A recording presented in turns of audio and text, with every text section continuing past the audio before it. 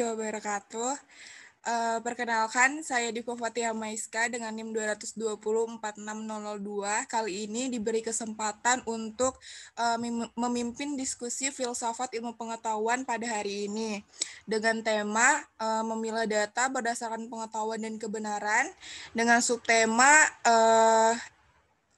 subtemanya LGBT, kemudian pendapat mayoritas dan minoritas mengenai hal ini tuh dapat dijadikan tolak ukur suatu kebenaran atau tidak.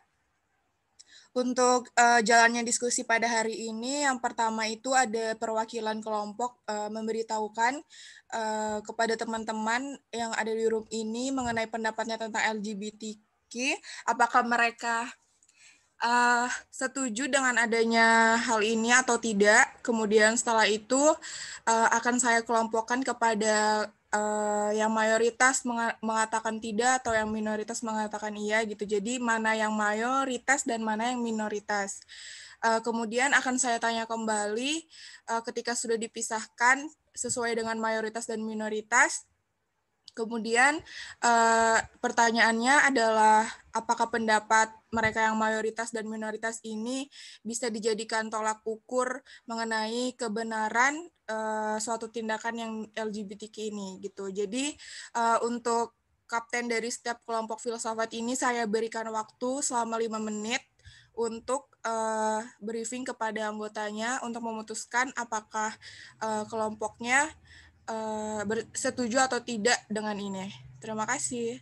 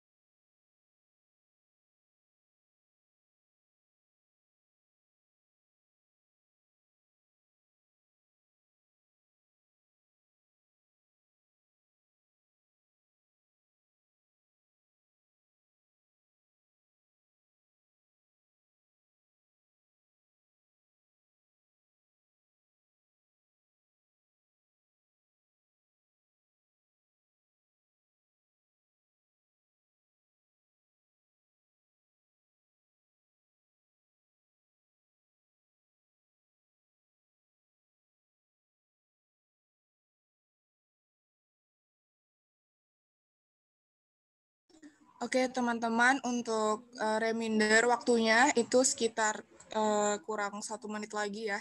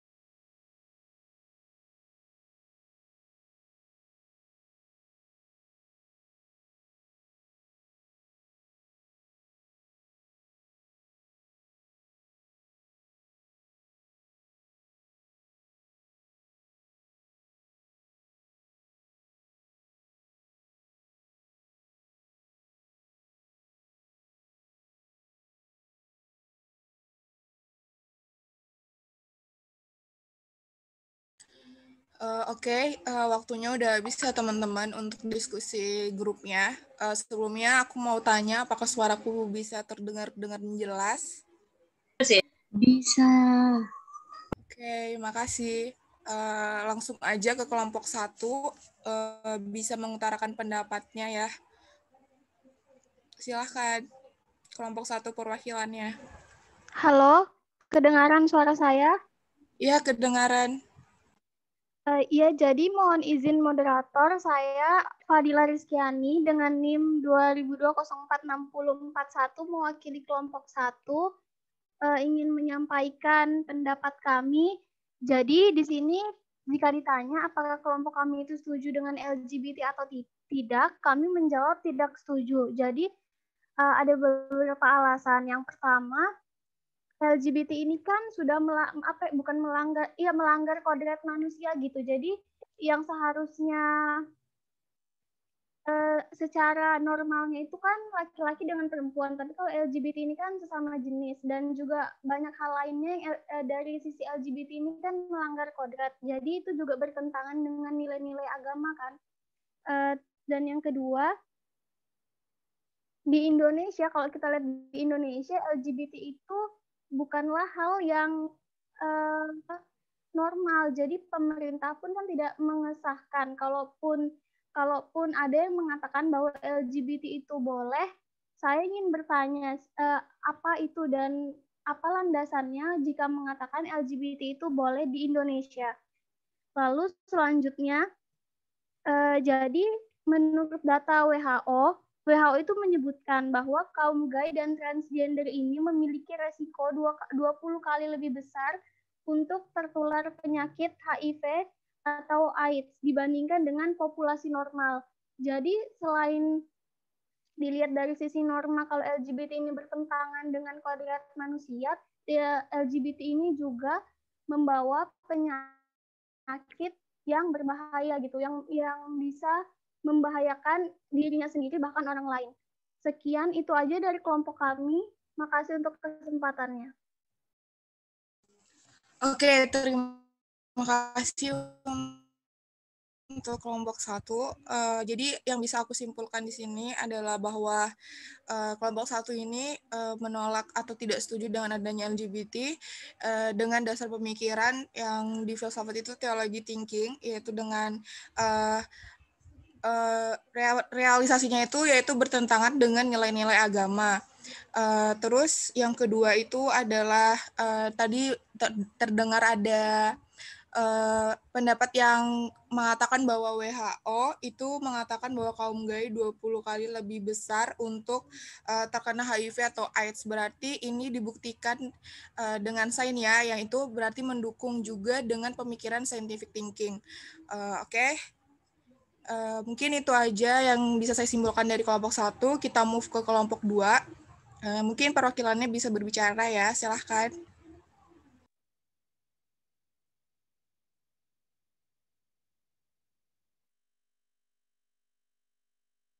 Halo, kelompok 2. Apakah suara saya terdengar? Apakah suara saya terdengar?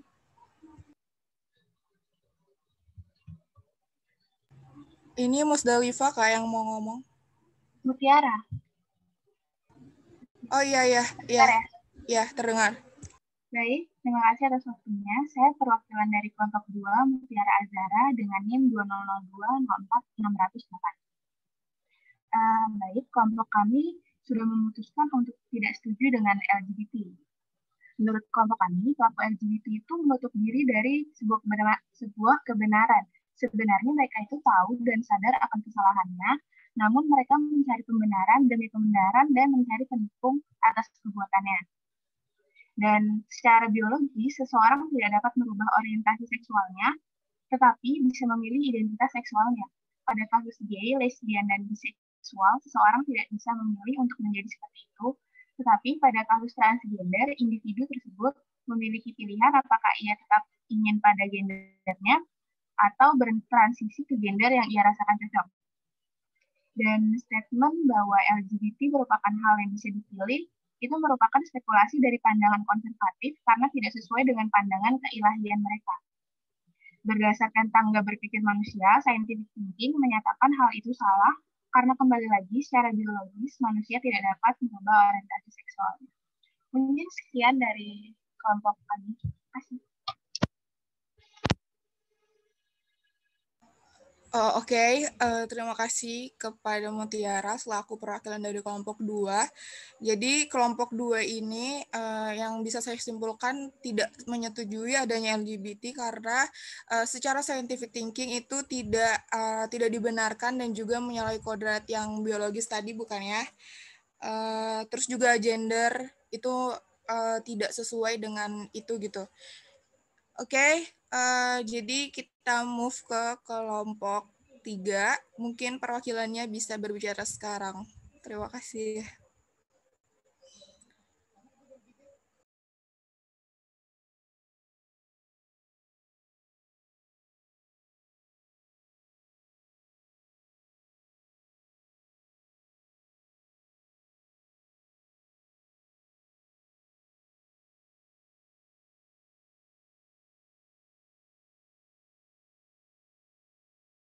Halo, kelompok 3.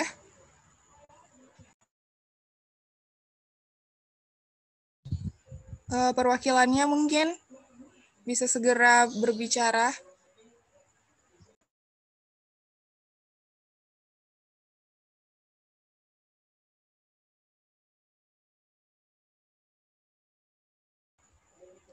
Halo, kelompok 3.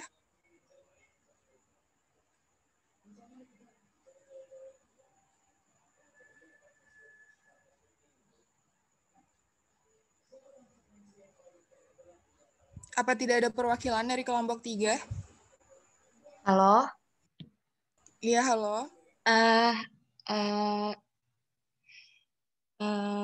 Ini sebutkan nama dulu. Iya, NIM, nama, sama kelompok kalau boleh. Saya Rizka Dwi Damayanti dengan NIM 20020460004 mewakili kelompok saya yaitu kelompok 3. Kami memutuskan untuk kontra dengan LGBT karena menurut agama LGBT ini adalah hal yang tidak terpuji. Untuk kelompok saya yang semuanya itu menganut agama Islam, terdapat hadis yang mengatakan bahwa Allah melaknat orang yang melakukan perbuatan seperti perbuatan kaum Nabi Lut. Hadis riwayat Ahmad, Tabrani, Hakim, dan Baihaqi. Dalam riwayat lain, laknat itu dikatakan Nabi hingga 3 kali. Memang perbuatan kaum Nabi Lut zaman dahulu tidak hanya perbuatan homoseks dengan model sodomi atau anal seks, seperti yang disimpulkan Ulil dalam kicauannya.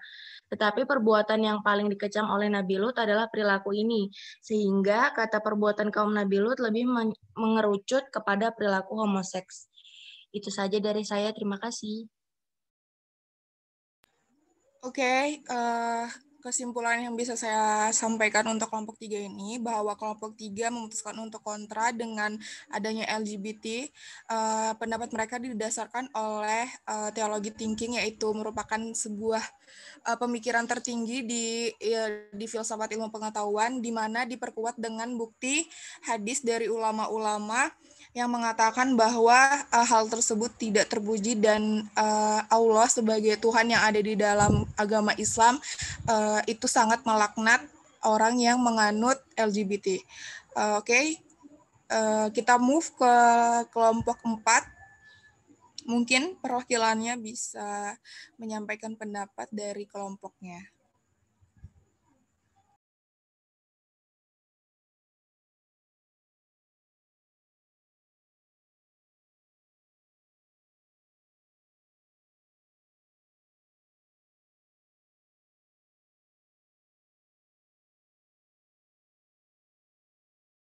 Halo, kelompok 4. Apakah suara saya terdengar jelas? Halo. Suaraku kedengaran kah? Halo. Halo, kecil sekali suaranya. Kalau ini udah kedengaran kah? Masih agak kecil, boleh nyaringin kah? Tes. Halo. Iya. Bisa. Silahkan. Ya, jadi dari kelompok KEPEN sendiri, kami itu tidak setuju dengan LGBT. Jadi bisa kita lihat bahwasanya kan LGBTQ ini suatu kebenaran mayoritas di Thailand dan tidak mempermasalahkan hal itu. Namun ketika kita membahas mayoritas di Indonesia, jelas sekali LGBTQ ini kan bukanlah hal yang benar gitu. Terus mayoritas atau sebuah kuantitas itu tidak bisa menjadi barometer sebuah kebenaran menurut kami. Kalau misalnya dalam masyarakat sendiri sudah pasti kalau misalnya kita melihat dalam kumpulan orang tersebut yang di dalamnya mayoritas atau kebanyakan berpikiran hal yang sama, yang mana hal tersebut itu cenderung mendorong orang lain itu berpikiran yang sama, entah itu benar ataupun salah. Jadi untuk pendapat minoritas sendiri bukan pendapat minoritas itu bukan berarti salah. Jadi mayoritas atau minoritas itu bukan masalah yang banyak itu benar dan yang sedikit itu salah. Itu mayoritas sama minoritas itu hanya masalah jumlah gitu. Semuanya itu harus dipikirkan atau dicari kebenarannya. Itulah kenapa pentingnya kita berpikir secara kritis agar kita itu tidak dapat terjerumus dalam hal-hal yang salah. Kemudian kenapa kita juga tadi bilang mayoritas itu mayoritas itu tidak bisa dikatakan benar karena kita sambungkan dengan materi yang LGBT tadi, jika LGBT dikatakan mayoritas atau minoritas, sebenarnya itu sama juga akan memberi pengaruh kepada lingkungan, dan jika orang sekitarnya tidak mengetahui ilmu kebenarannya dari awal, maka bisa saja hal tersebut itu mereka terima dan cerna dalam pemikiran dan tindakan mereka sehari-hari. Jadi kesimpulannya, walaupun mayoritas bisa dijadikan standar masyarakat, bahwa mayoritas itu lebih benar gitu. Tapi menurut kelompok kami, karena kita semua sudah memahami ilmu kebenaran, seharusnya mayoritas dan minoritas itu tidak bisa dijadikan patokan kebenaran atau tidaknya gitu. Terima kasih.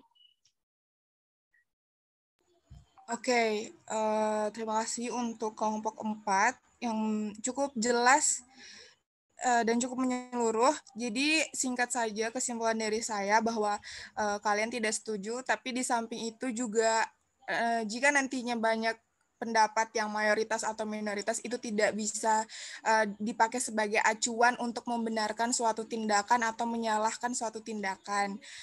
Oke, bagus sekali. Terima kasih untuk kelompok 4 pendapatnya. Kita mungkin bisa move ke kelompok 5 lagi. Dipersilahkan ya untuk perwakilan kelompok 5. Terima kasih. Cek, kedengaran nggak? Kecil, bolehkah dibesarin lagi? Oke, Bun. Bentar ya, Bun.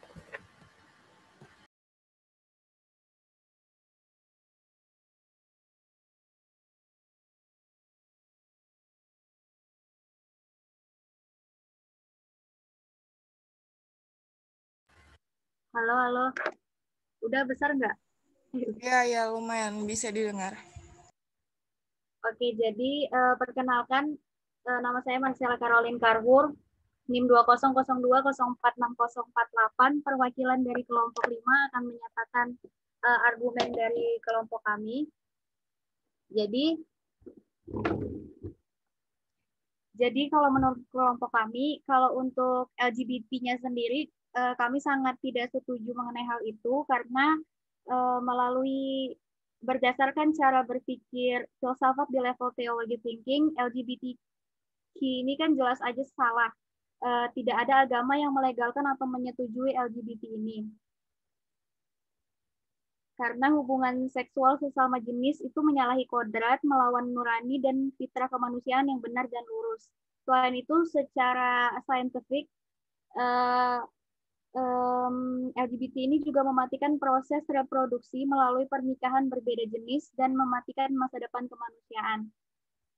Berdasarkan hal tersebut, maka dapat kita simpulkan bahwa LGBT ini salah dan kami tidak sama sekali tidak mendukung LGBT-nya. Terus menurut data WHO juga menyebutkan bahwa kaum gay dan transgender itu memiliki resiko 20 kali lebih besar tertular penyakit HIV atau AIDS dibandingkan dengan populasi normal. Bahkan data tersebut juga menunjukkan bahwa 40% kaum homoseksual dan 68% kaum transgender telah terbukti menderita penyakit HIV atau AIDS. Tapi kalau pertanyaan tentang apakah pendapat mayoritas atau minoritas itu dapat dijadikan sebagai tolak ukur kebenaran, menurut kelompok kami nggak bisa kayak gitu juga sih, karena maksudnya misalnya ketika pendapat mayoritas itu pro terhadap LGBT ini, berarti akan menyebabkan LGBT itu menjadi merajalela dan terus-terusan, juga bisa membuat populasi manusia semakin minim. Jadi kalau tentang pendapat mayoritas dan minoritas apakah dapat menjadi tolak ukur kebenaran atau tidak, itu belum dapat dipastikan. Terus udah sih segitu aja dari kelompok 5, maaf. Terima kasih, saya kembalikan kepada moderator. Oke, terima kasih Marcella selaku perwakilan dari kelompok 5. Penjelasannya sudah cukup kuat dan menyeluruh juga. Jadi di sini saya akan memberikan sedikit kesimpulan bahwa kelompok 5 tidak setuju dengan adanya LGBT dengan dasar teologi thinking dan juga scientific thinking, yang dimana di teologi thinking itu dikatakan bahwa tidak ada satu agama manapun yang melegalkan mengenai LGBTQ ini. Kemudian di scientific thinking itu dikatakan bahwa tadi dapat menyebabkan mematikan regenerasi kehidupan biologis, yang artinya itu sangat berdampak pada kehidupan manusia. Dan juga diperkuat dengan data dari WHO yang 80% LGBTQ ini mengidap penyakit HIV atau AIDS. Dan untuk teori untuk mayoritas dan minoritas ini apakah bisa dijadikan acuan, itu tidak bisa ya tadi, karena ketika mayoritas dijadikan acuan, LGBTQ yang sudah banyak banget pengaruh negatifnya itu bisa jadi dilegalkan di dunia ini. Jadi tidak bisa dikatakan sebagai acuan kan untuk tadi kelompok 5. Bagus banget, itu aja yang bisa saya simpulkan. Kita pindah ke kelompok ke-6, mungkin perwakilannya bisa mengatakan pendapatnya. Terima kasih. Iya, halo, kedengaran suara saya? Iya, clear Cindy. Oke. Jadi nama saya Cindy Nika Wijaya dengan NIM 2002046041, perwakilan dari kelompok 6. Jadi untuk kelompok 6 sendiri, kami memandang isu LGBT ini melalui dua perspektif gitu. Jadi yang pertama itu secara personal, di mana standingnya kami di sini adalah sebagai orang-orang yang memiliki agama. Nah, secara personal di agama kami tidak mendukung LGBT, tidak mendukung karena itu menyalahi dari kodrat, seperti yang dikatakan di kitab suci gitu. Nah, tapi di sisi lain juga kami mengkaji orang-orang yang tergabung dalam komunitas LGBT ini melalui kacamata secara hakikatnya mereka adalah manusia juga gitu. Jadi secara hakikat manusia mereka itu juga memiliki hak untuk hidup dan mereka memiliki hak yang sama seperti kita. Mereka memiliki hak untuk terlibat di dalam pemerintahan, terlibat di dalam kehidupan bermasyarakat seperti kita juga gitu. Jadi melalui dua perspektif ini kami menyimpulkan bahwa iya kami against aksi yang dilakukan oleh mereka. Kami against orientasinya mereka karena itu bertentangan dengan ajaran agama kami. Namun kami juga tidak akan go to the extreme sampai melucuti hak-hak mereka atau menghakimi mereka, karena itu juga against agama kami, karena di setiap agama pasti menginginkan perdamaian dan mengajarkan cinta kasih kepada setiap orang gitu, regardless of perbedaan gitu. Jadi antara di dua kacamata itu kami mengkajinya gitu. Lalu juga yang salah satu standing di mana kami menolak kebenaran LGBT itu seperti yang sudah disampaikan oleh kelompok 1 dan kelompok 5 tadi, mengenai data WHO di mana orang-orang yang memiliki orientasi homoseksualitas itu lebih berpotensi untuk mendapatkan HIV atau AIDS 20% lebih tinggi gitu ya. Nah, kami mengkajinya melalui teori secara teori pragmatisme itu tidak benar. Kenapa? Karena tidak memberikan manfaat dan malahan itu harmful kan gitu. Jadi aksi atau kegiatan yang berhubungan dengan homoseksualitas itu tidak bermanfaat. Karena itu menurut teori pragmatisme itu adalah bukan kebenaran gitu.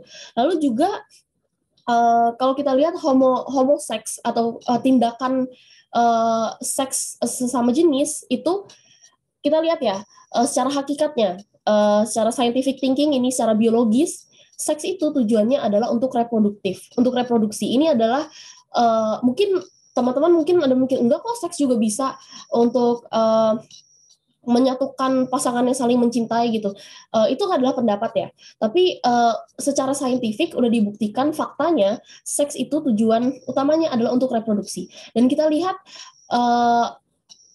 kalau homoseks itu tidak menjunjung tidak sejalan dengan tujuan hakikat seks yang objektif, yang universal ini, yang berdasarkan saintifik ini. Jadi menurut kami menolak bahwa LGBT itu benar gitu. Terima kasih. Oke, terima kasih Cindy atas penjelasannya atau pendapatnya mengenai homoseksual atau sesama jenis ini. Cukup menarik karena banyak sekali perspektif yang digunakan dalam menyanggah atau mengeluarkan pendapatnya. Di sini aku mau kasih kesimpulan. Yang pertama, Cindy dan teman-teman dari kelompok 6 memakai dua perspektif, yaitu personal dan secara hakikat, yang dimana di dalam personal itu mengatasnamakan atau mendasarkan agama, di mana semua agama tidak mendukung, sama seperti kelompok lain yang sudah dijelaskan tadi. Untuk secara hakikatnya, mereka secara hakikatnya kelompok 6 ini tidak juga, maksudnya mereka against sama orientasinya mereka, tetapi tidak menghakimi atau tindakan yang mereka lakukan karena tadi disinggung bahwa mereka juga manusia, memiliki hak untuk hidup, hak untuk bersosialisasi dan bermasyarakat. Jadi itu udah cukup jelas banget bahwa mereka memang tidak mendukung hal ini, tetapi tidak juga menghakimi mengenai LGBT ini. Kemudian disinggung lagi dengan teori pragmatisme, yang dimana homoseksual ini tidak ada manfaatnya. Dan secara saintifik juga dikatakan Cindy bahwa seks itu kan tujuannya untuk mereproduksi. Dan yang bisa saya simpulkan bahwa kegiatan homoseksual ini yang dipaparkan oleh Cindy tadi itu hanya memuaskan hasrat, tidak mencapai tujuan seks yang telah dibuktikan oleh peneliti, yaitu di saintifik tadi. Mungkin itu aja yang bisa saya simpulkan dari pemaparan pendapat kelompok 6 yang diwakilkan oleh Cindy. Kemudian kita ke kelompok 7, mungkin untuk perwakilannya bisa mengatakan pendapat kelompoknya. Terima kasih.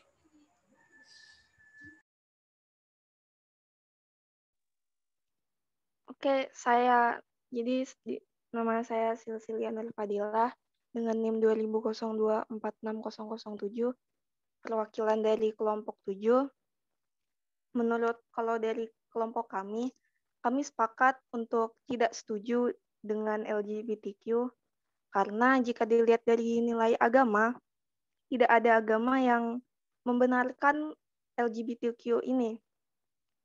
Dari beberapa ayat Alkitab juga dengan eksplisit itu mengatakan kalau LGBT itu salah. Dikatakan juga kalau manusia itu diciptakan cara berpasang-pasangan. Lalu seperti yang sudah dikatakan sebelumnya, LGBTQ ini tidak membawa manfaat, malah justru merugikan, yaitu yang dibilang tadi kaum LGBT ini lebih rentan terkena penyakit kelamin, lalu juga bisa menghentikan garis keturunan. Lalu kalau soal pendapat mayoritas, kami sepakat kalau pendapat mayoritas itu tidak bisa dijadikan tolak ukur kebenaran. Karena kalau dalam hal ini, ada otoritas tertinggi yang dalam tanda kutip ya memverifikasi kebenaran, atau bisa dibilang itu pemerintah. Di Indonesia sendiri memang tidak ada undang-undang yang menentang atau membenarkan LGBT. Tapi kalau kita lihat dari ideologi, seperti yang kita tahu kan, ideologi Pancasila kita, itu sangat bertentangan. Lalu juga kalau misalkan dari negara lain, itu mungkin apa ya, mereka mereka membenarkan pendapat mayoritas ini, tapi sebenarnya kebenaran itu kan tidak membawa kebaikan. Jadi pendapat mayoritas ini seharusnya tidak bisa dijadikan tolak ukur, karena kebenarannya itu harus dicari sebenar-benarnya apa itu kebenarannya. Mungkin segitu saja. Terima kasih. Oke, terima kasih Cecilia selaku perwakilan dari kelompok 7. Cukup bagus karena perspektifnya juga menyangkut ideologi sebuah negara yang dimana jarang dibahas oleh kelompok lain. Jadi di sini saya akan memaparkan sedikit mengenai kesimpulan dari kelompok 7. Tidak setuju. Karena yang pertama itu dari scientific thinking, yaitu nilai agama, yang tidak ada satupun dari agama yang membenarkan hal ini. Dan juga dari teologi thinking maksud saya. Terus untuk scientific thinking-nya itu tadi setuju dengan bahwa menyebarkan penyakitnya itu lebih luas karena homoseksual ini. Terus untuk di yang teori, maksud saya untuk mayoritas dan minoritas itu dikatakan bahwa itu tidak sebagai tolak ukur karena ideologi di suatu negara itu berbeda-beda. Untuk di Indonesia sendiri ideologinya Pancasila, di mana LGBT ini tentu saja menyalahartikan dari ideologi kita. Dan untuk di negara lain yang mungkin mayoritas membenarkan LGBT ini juga karena adanya perbedaan ideologi tadi yang mendukung bahwa LGBT itu sendiri dapat dibenarkan di negaranya. Jadi itu aja dari kesimpulan saya mengenai kelompok 7. Lanjut ke kelompok selanjutnya, yaitu kelompok 8. Mungkin perwakilannya bisa mengutarakan pendapat dari kelompoknya. Terima kasih. Cek. Apa terdengar suara saya? Clear. Oke, saya Muhammad Khair Akram Fauzi, NIM 20020466029. Saya perwakilan dari kelompok 8, ingin menyampaikan hasil diskusi kelompok kami terhadap diskusi pada hari ini. Jadi, kelompok kami tidak setuju akan adanya LGBT ini. Tapi sebelum saya masuk mengenai pembahasan kami, saya ingin memberitahu bahwa kebenaran itu relatif, sehingga siapapun bisa benar dan salah tergantung dari sudut pandang mana kita melihat suatu persoalan. Dan in this case, kelompok kami memandang permasalahan LGBTQ ini melalui sisi agama. Dan dalam skala pembahasan kita akan membahas permasalahan ini dari skalanya hanya cukup di Indonesia saja agar tidak terlalu luas. Jadi pertama, karena kita akan membahas melalui sisi agama, saya dan teman-teman saya sudah melakukan beberapa research dan kita menemukan bahwa 4 agama yang sudah disahkan di Indonesia itu 4-4-nya tidak setuju akan adanya LGBT ini. Dan pertama, mari saya mulai dari agama Islam sendiri. Itu tertulis di kitab suci Quran, surah Al-Hujurat ayat 13, yang kalau diterjemahkan itu berbunyi, "Wahai manusia, sungguh kami telah menciptakan kamu dari seorang laki-laki dan seorang perempuan. Kemudian kami jadikan kamu berbangsa-bangsa dan suku-suku agar kamu saling mengenal. Sesungguhnya yang paling mulia di antara kamu di sisi Allah ialah orang yang paling bertakwa. Sungguh Allah Maha mengetahui atau Maha teliti." Dan tafsir ringkas mengenai ayat ini yaitu adalah ayat ini menjelaskan tata krama pergaulan orang-orang yang beriman ayat ini beralih menjelaskan tata krama dan hubungan antara manusia pada umumnya. Karena itu panggilan ini ditujukan kepada manusia pada umumnya, bahwa semua manusia sama saja derajat kemanusiaannya, dan mereka berasal dari keturunan yaitu Adam dan Hawa, di mana mereka ditujukan untuk saling berpasang-pasangan, yaitu antara gender pria dan gender wanita, tidak pria dengan pria maupun wanita dan wanita. Dan mungkin untuk singkatnya dari agama Islam itu, kemudian masuk ke agama Kristen Katolik. Jadi berdasarkan research yang kita dapat dari gereja Katolik di France, di situ mereka mendiskusikan mengenai LGBTQ ini pada tahun 2018, dan mereka berkata bahwa perkawinan sesama jenis atau sesama gender itu adalah sebuah dosa. Dan pendapat ini pula lah yang diambil oleh salah satu pendeta di Indonesia, yaitu Pendeta Yeri, yang juga menyatakan bahwa LGBTQ ini menyalahi kodrat Tuhan, atau dalam agama dia menyalahi kodrat yang seharusnya sudah ditentukan. Jadi agama Katolik sendiri pun menurut Pendeta Yeri ini tidak menyetujui akan benarnya LGBTQ ini. Dan untuk dua agama lain, yaitu agama Hindu dan agama Buddha,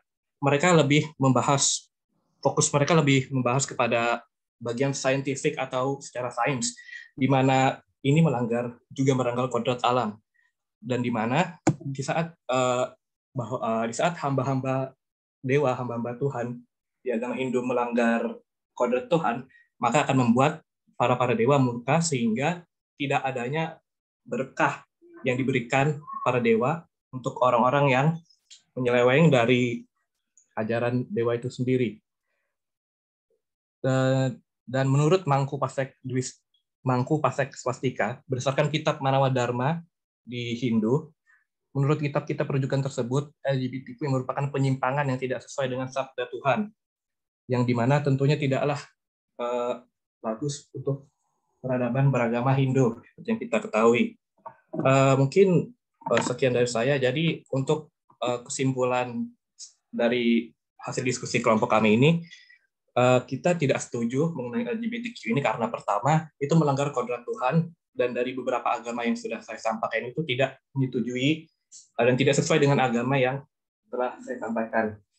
Dan untuk poin kedua sendiri, melanggar kodrat alam. Maksudnya ini adalah suatu hal yang tidak biasa ditemukan di kehidupan masing-masing. Mungkin sekian dari saya. Kurang lebihnya saya mohon maaf. Semoga yang saya sampaikan bermanfaat. Sekian, terima kasih. Oke, terima kasih sebelumnya Akram selaku perwakilan dari kelompok 8. Cukup jelas dan cukup terperinci karena dari yang saya tangkap di kelompok 8 ini tentu saya tidak setuju dalam hal LGBT, tapi mereka menjelaskan gitu, kan mereka memakai teologi thinking di mana dijelaskan bahwa ada 4 agama yang telah disahkan di Indonesia, dan dijelaskan secara rinci tentang, jadi di dalam agama yang saya dapat di kelompok 8 ini, di dalam agama itu ada beberapa juga yang memakai dasarnya untuk tidak memperbolehkan LGBT ini dari scientific thinking, dari mitologi thinking yang tadi melanggar dewa-dewa, untuk scientific itu melanggar hukum alam. Jadi sangat sangat jelas dan sangat terperinci sekali untuk dasar teologi thinkingnya, yang mengatakan bahwa agama juga memiliki dasar mengapa agama ini tidak memperbolehkan umatnya untuk melakukan hal tersebut gitu. Benar-benar sangat terperinci. Jadi kalau untuk yang minoritas dan mayoritas itu, kelompok 8 mengatakan bahwa kebenaran itu relatif, tergantung dari kacamata individunya gitu. Jadi itu aja yang bisa saya simpulkan dari pemaparan pendapat kelompok 8. Mungkin kita bisa lanjut ke kelompok ke-9. Mungkin perwakilannya bisa open mic dan mengatakan pendapat kelompoknya. Terima kasih.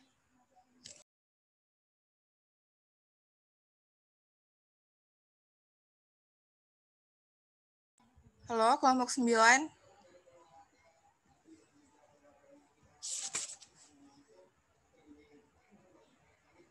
Kelompok 9, apa tidak ada yang bisa berbicara?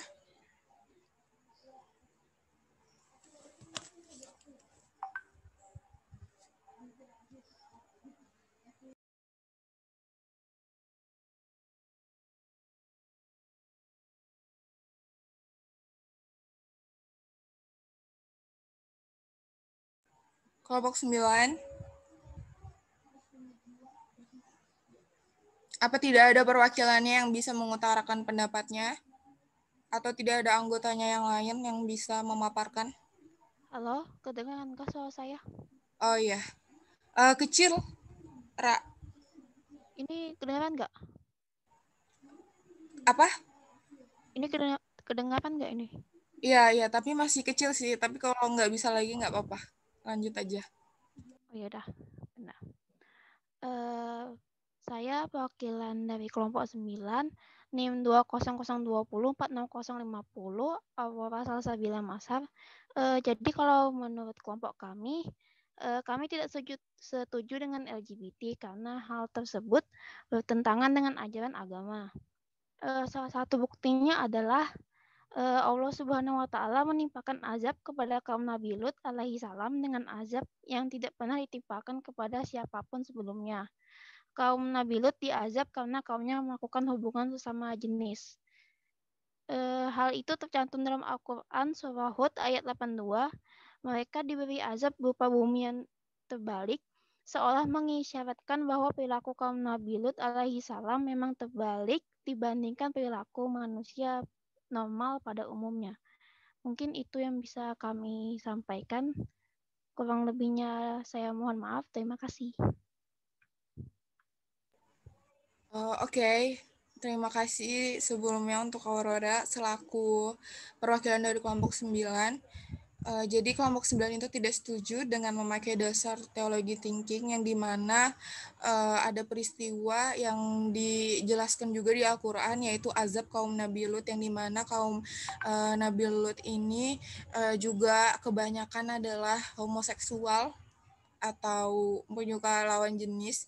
Jadi itu yang bisa saya paparkan kesimpulannya untuk kelompok 9. Mungkin selanjutnya bisa kita lanjutkan ke kelompok 10, yaitu kelompok terakhir. Untuk perwakilannya dipersilakan untuk on mic. Terima kasih. Halo, tes. Masuk kan Mbak suara saya? Iya, masuk chat. Oke. Jadi saya perwakilan dari kelompok 10. Jadi kalau dari sudut pandang kelompok kami, untuk kasus LGBT-nya sendiri ataupun LGBT itu sendiri, jelas kelompok kami sangat menentang dan sangat tidak setuju dengan namanya LGBT. Karena sebagai kami kan kelompok terakhir, yang pastinya tentu kelompok-kelompok di atas sudah banyak menyebutkan berbagai macam bukti dan teori, mulai dari teori teologi, saintifik, sampai bahkan mungkin ke common atau logik, yang dimana membawa teori dari agama, teori dari kitab suci, teori dari para ahli dan lain-lain yang pasti sudah sangat bertentangan dengan LGBT ini sendiri. Dan juga mungkin kami bisa nambahkan jika difikirkan lewat logic thinking, berpikir secara logis, homoseksual ini atau LGBT ini juga sangat bertentangan karena jika ini terjadi dan menyebar luas, pastinya nanti siapa kan yang akan mewarisi manusia ke depannya, yang otomatis manusia itu akan stuck di situ aja, di mana tidak ada peningkatan dan ya bakal jadi generasi terakhir di dunia gitu. Dan juga ya kalau di dalam agama, khususnya agama Islam, ya sudah jelas memang pasti sangat betul-betul menolak, ya seperti mana yang dijelaskan dalam surah Al-Ankabut, dalam surah Lut, yang dimana para umat Nabi Lut yang memang kebanyakan melakukan hal fasyah atau bisa dikatakan ya sejenis zina, tapi zinanya lebih ke arah homoseksual, yang dimana itu sangat dikecam dan sangat dilarang oleh Tuhan di dalam agama Islam, yaitu Allah Subhanahu Wa Taala. Nah, tapi untuk masalah sudut pandang, misalkan nih, ini pertanyaan selanjutnya ya, untuk membahas pertanyaan selanjutnya. Untuk pertanyaan apakah mayoritas dan minoritas itu bisa dijadikan tolak ukur untuk menyatakan kebenaran benar atau salah? Kalau kelompok kami, terutamanya saya sendiri, saya berpikir untuk menjadikan tolak ukur, mayoritas dan minoritas bisa dijadikan tolak ukur. Sangat bisa dijadikan tolak ukur, tapi dalam kategori hanya secara garis besar saja. Mengapa saya mengatakan begitu? Karena kita bisa lihat contoh di Thailand. Ketika terdengar nama Thailand. Maaf mau potong. Tadi apa? Sorry, sempat terputus. Boleh diulang yang jawaban dari pertanyaan kedua? Terima kasih. Oh iya ya.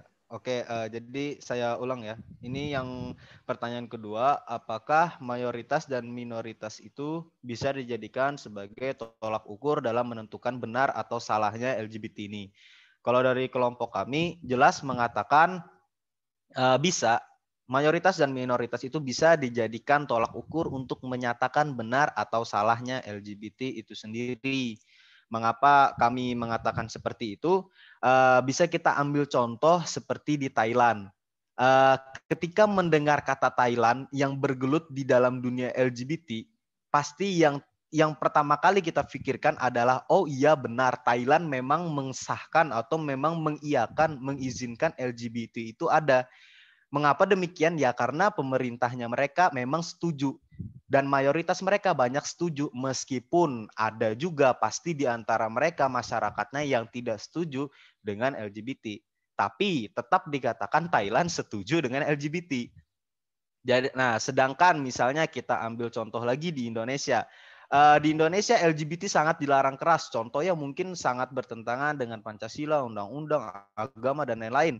Tapi belum tentu di dalamnya itu ada masyarakat yang tidak setuju dengan LGBT. Siapa tahu mungkin ada beberapa yang para penghuni Bangkok yang mungkin ya setuju dengan LGBT gitu. Jadi kalau untuk dikatakan mayoritas dan minoritas itu apakah bisa dijadikan tolak ukur untuk menyatakan benar dan salah? Jawabannya adalah iya bisa, tapi dengan tanda kutip hanya dalam keadaan atau dalam hanya status garis besarnya saja. Ya mungkin itu sekian dari perwakilan kelompok kami jawabannya. Oke, terima kasih. Oke, terima kasih Arsyad selaku perwakilan dari kelompok 10. Cukup menarik, cukup bisa dibahas secara luas lagi sebenarnya. Tapi saya akan memberikan kesimpulan singkat mengenai pendapat dari kelompok 10 ini, di mana di sini akan saya tekankan bahwa kelompok 10 itu tidak setuju dan menentang LGBTQ. Oke, untuk thinkingnya sendiri memakai pemikiran logic thinking dan scientific thinking, yang dimana di logic thinking itu mengatakan bahwa ya secara logis aja lah pasti nggak ada yang bisa meneruskan generasi kita kalau semuanya membenarkan LGBT ini dan melakukan hal tersebut gitu. Untuk scientific thinkingnya tadi juga udah dijelaskan tentang penyebaran penyakitnya juga. Dan untuk pertanyaan kedua, ini cukup menarik. Jadi mereka menjawab bahwa kelompok mayoritasnya itu bisa dijadikan tolak ukur mengenai LGBT ini sendiri. Mereka juga memberikan contoh yaitu di negara Thailand. Dan untuk kesimpulan di negara Thailand yang udah dipaparkan tadi, menurut saya balik lagi ya ke otoritas pemerintahnya. Jadi maksud mereka tuh di Thailand kan diperbolehkan, tetapi balik lagi ke otoritas pemerintahnya. Banyak juga negara yang mungkin bukan Islam, tetapi tidak memperbolehkan juga gitu. Nah, di Thailand sendiri diperbolehkan karena adanya mayoritas dan juga hukum tertinggi dan perbedaan ideologi tadi seperti yang dikatakan oleh perwakilan dari kelompok yaitu kelompok Cindy.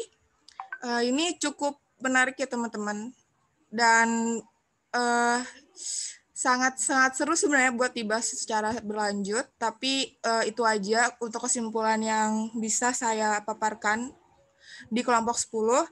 Jadi mungkin udah selesai untuk diskusi kita kali ini, dan move ke pertanyaan yang kedua, yaitu tentang apakah bisa mayoritas dan minoritas ini dijadikan tolak ukur suatu kebenaran. Banyak kelompok yang sudah menjawab, dan teman-teman bisa dengar sendiri apa teorinya mereka, berdasarkan apa mereka menyetujui dan tidaknya. Apakah ada kelompok lain yang ingin menambahkan, atau nggak usah deh kelompok per individu yang mungkin memiliki pendapat lain, atau dasar teori yang berbeda selain dari ideologi yang berbeda dari mereka, terus juga kebenaran yang tadi tidak bisa dijadikan sebagai tolak ukur, terus tadi kelompok terakhir yang bisa dijadikan, tetapi balik lagi status dan garis besarnya aja gitu mereka untuk bisa membenarkan mayoritas dan minoritas itu.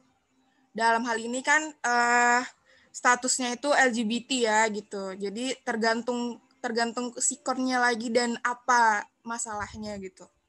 Mungkin ada yang mau ditambahkan untuk teman-teman mengenai pertanyaan kedua ini, karena secara nggak langsung tadi udah dipaparkan juga sama kelompok lain dan itu cukup menjawab, dan saya rasa teman-teman juga satu suara dengan hal itu. Mungkin ada lagi yang mau disampaikan mengenai pertanyaan yang kedua. Jadi ada 2 jawaban ya untuk pertanyaan kedua ini. Ada yang setuju. Semuanya rata-rata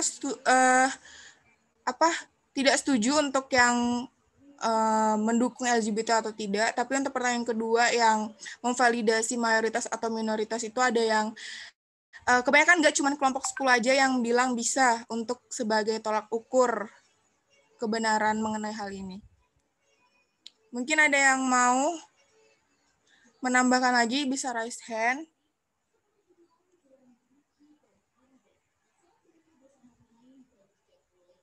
Oke, Cindy, silahkan. Ya, baik. Terima kasih, Divka. Jadi, ini bukan hanya opini personal saya, tapi ini juga menghimpun dari opini teman-teman dari kelompok 6 ya. Jadi, kami jujur tentang minoritas dan mayoritas, kami merasa itu tidak bisa dijadikan parameter untuk mengukur apakah itu adalah kebenaran atau tidak. Kenapa kami bisa bilang begitu? Karena secara historis itu sudah banyak terjadi gitu.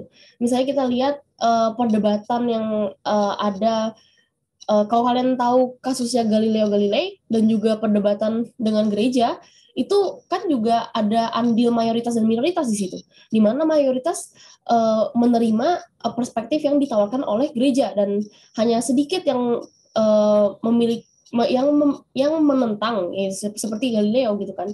Nah, dan itu sudah terbukti gitu loh, di mana minoritas itu yang benar sebenarnya.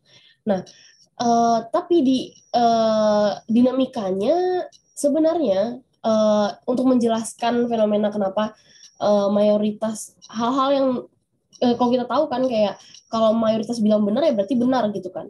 Itu lebih kepada social consensus. Jadi konsensus sosial gitu. Di mana satu hal itu diterima secara umum oleh masyarakat gitu.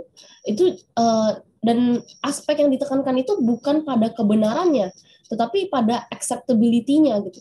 Apakah itu bisa diterima secara menyeluruh? Maka kalau bisa diterima ya berarti mereka menganggap itu quote and quote benar gitu. Nah, itu sih yang ditekankan di dalam kenapa kasusnya misalnya kayak di Thailand itu mayoritas mendukung, maka LGBT pernikahan same sex union itu disahkan gitu. Itu karena acceptability-nya, bukan karena kebenaran yang hakikinya. Mungkin itu saja yang bisa saya sampaikan karena teman-teman tadi sudah sangat baik sekali dengan penjelasannya. Terima kasih. Oke, makasih Cindy. Mungkin ada teman-teman lain yang mau menyanggah, mumpung lagi panas-panasnya dibahas oleh Cindy dan disinggung. Ada yang mau menambahkan? Ya, Mbak, permisi Mbak. Oh ya, silakan. Ya, oke. Jadi saya balik lagi pada saya dari perwakilan dari kelompok 10. Jadi apa yang dibilang Cindy tadi itu betul. Itu sangat betul bahwa mayoritas dan minoritas itu tidak dapat menjadi suatu tolak ukur pemikiran yang dimana kelompok mereka berdasarkan dengan teori Galileo sama ya para filsuf terdahulu. Justru itu kami tadi menyebutkan bahwa mayoritas atau minoritas ini hanya bisa dipandang secara garis besar gitu.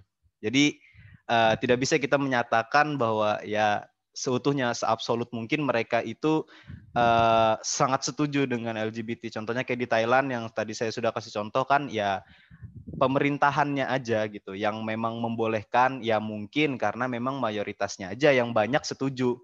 Tapi itu tidak menyatakan secara absolut bahwa seluruh sampai ke akar-akarnya ras asli sampai semua warga Thailand itu sangat setuju dengan LGBT. Pasti ada yang menentang. Jadi itulah kami mengatakan bahwa kenapa kami bilang bahwa mayoritas dan minoritas ini bisa dijadikan sebagai tolak ukur, cuman hanya dari sudut pandang garis besar saja, tidak secara absolut menyeluruh kayak fix betul-betul 100% itu tetap nggak bisa gitu. Ya, itu sih penjelasannya biar lebih jelas saja. Ya, sekian, terima kasih. Oke, terima kasih. Cukup baik ya penyampaiannya dari teman-teman kita. Mungkin ada lagi yang mau disanggah untuk teman-teman yang lain? Atau mau dikasih kesempatan waktu atau enggak?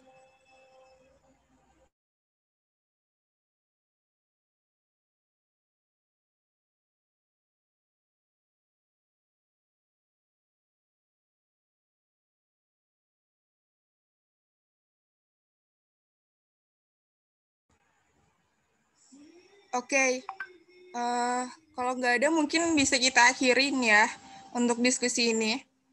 Karena udah cukup jelas dari pemaparan yang agree dan tidak tadi. Dan juga untuk pertanyaan kedua juga sudah sangat jelas.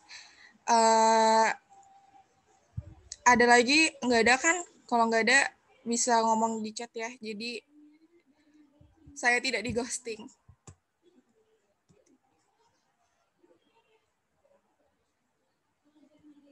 Mungkin untuk cutting, Akbar ada yang mau disampaikan?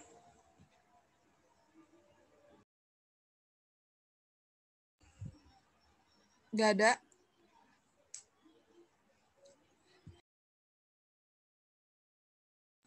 Oke, kalau nggak ada, saya akhiri diskusi kali ini untuk mata kuliah Filsafat Ilmu Pengetahuan. Kurang lebihnya saya mohon maaf sebesar-besarnya dalam memimpin kalian diskusi kali ini. Jadi mohon maaf kalau banyak kurangnya juga dalam hal ini. Billahi taufiq wal hidayah, saya tutup. Wassalamualaikum warahmatullahi wabarakatuh. Waalaikumsalam.